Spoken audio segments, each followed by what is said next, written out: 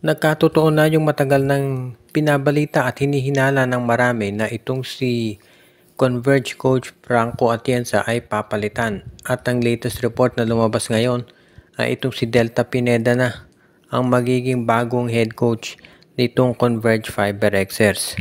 Wala namang magugulat dito dahil sabi nga nila matagal nang napapabalita na ito talagang si Delta Pineda ang magiging bagong head ng FiberXers. Ayon do sa mga reports, ito raw Kadayawan Festival kung saan natalo ang Converge sa finals. Ang huling laro na hahawakan ni Atienza bilang coach. At ito'y papalitan na ni Pineda bago magsimula ang bagong season ng PBA. Wala namang nagulat dito dahil ever since naman matagal nang napapabalita na si Delta Pineda talaga ang magiging head coach ng FiberXers. Magkakaroon daw ng mga pagbabago dito sa Converge at kukuha daw si Pineda ng mga additional assistant coaches kabilang na ang isa raw Serbian na gagawin niyang isang consultant. So asabangan natin yung mga magiging changes dito sa FiberXers at sigurado naman na meron talagang magbabago dito dahil syempre gusto nila ng improvement. Ang unang-una nating sabihin na nating aabangan dito kung anong magiging overall performance nitong Converge. Dahil marami ang naniniwala talaga na marami nagsasabi na ito si Delta Pineda ay pang MPBL lang at iba yung liga ng PBA. Dito masusubukan talaga yung coaching ni Pineda kung uubra siya dito sa PBA. At syempre, ang titignan din natin dito kung paano niya i-handle yung sitwasyon kay Mikey Williams. Dahil kinakailangan syempre ng Converge na matapos na yan bago magsimula ang panibagong PBA season. Kaya nga ngayon, ito ang masasabi natin na talagang major na balita pagdating dito sa FiberXers.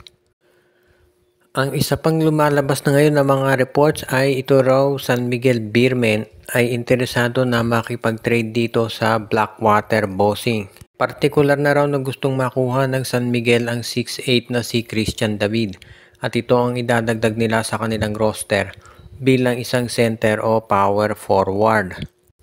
Si Christian David ay nag-expire na ang kontrata nito actually dito sa Converge FiberXers.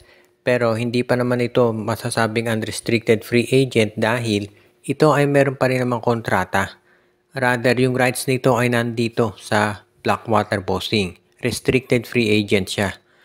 Pero ang kinakailangan lamang gawin ng San Miguel ay magbigay ng ma-offer na mas malaki kaysa doon. Kayang tapatan nitong Blackwater Bossing. At kung magagawa yan nitong San Miguel Beer, pwede nang pumirma sa kanila si Christian David.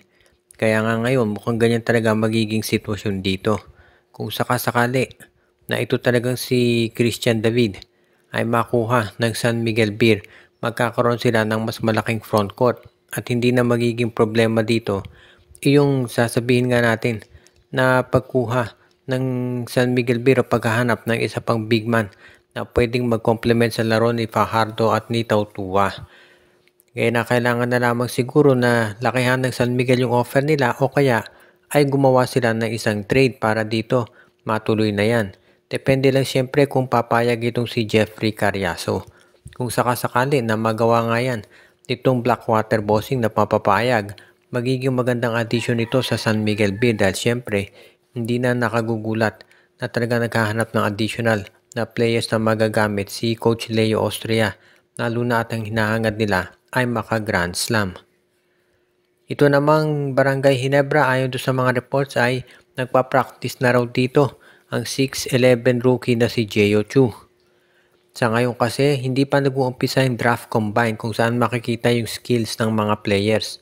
Pero mukhang interesado raw ng Barangay Ginebra dito kay Chu kaya ngayon pa lamang ay binibigyan na nila ng workout para makita kung ano ba talaga ang maibubuga nito.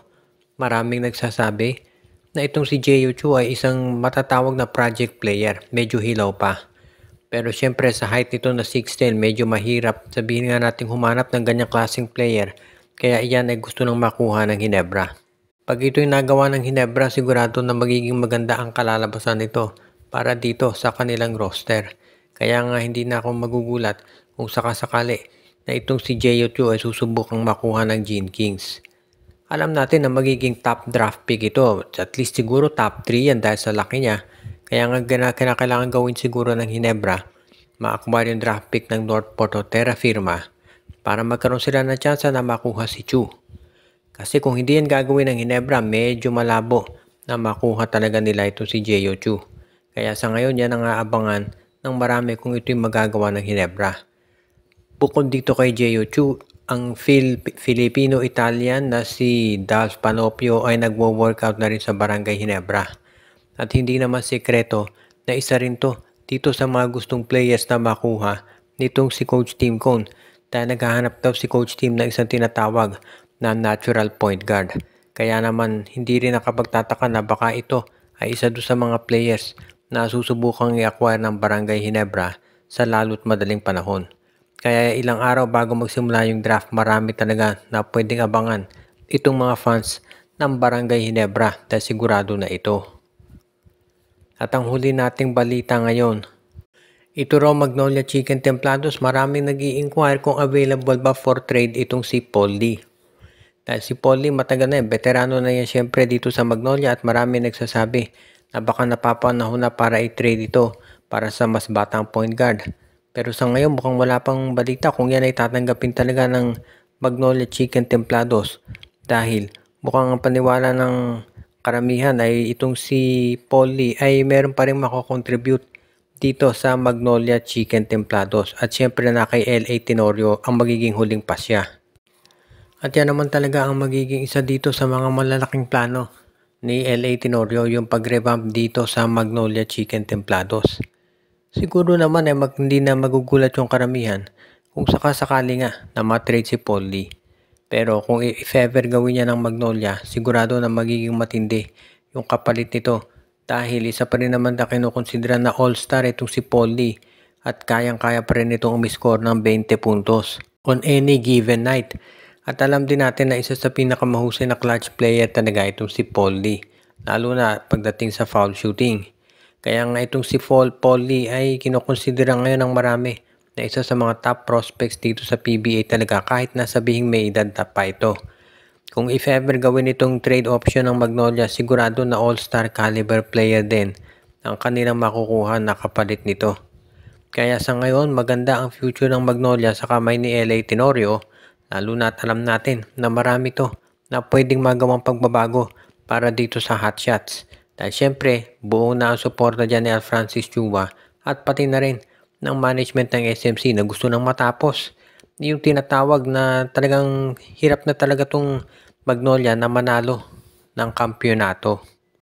Pinabati natin ang ating mga taga-subaybay katulad ni Katsakino Dukusin, Malyari Mascarinas, Dalmacio de Guzman, Ireneo Salangsang, Dexter Domer, si Enju, pati na rin si Joshua Giray, si RG Bueno, si Anthony Alon, Michael D at ang iba pa.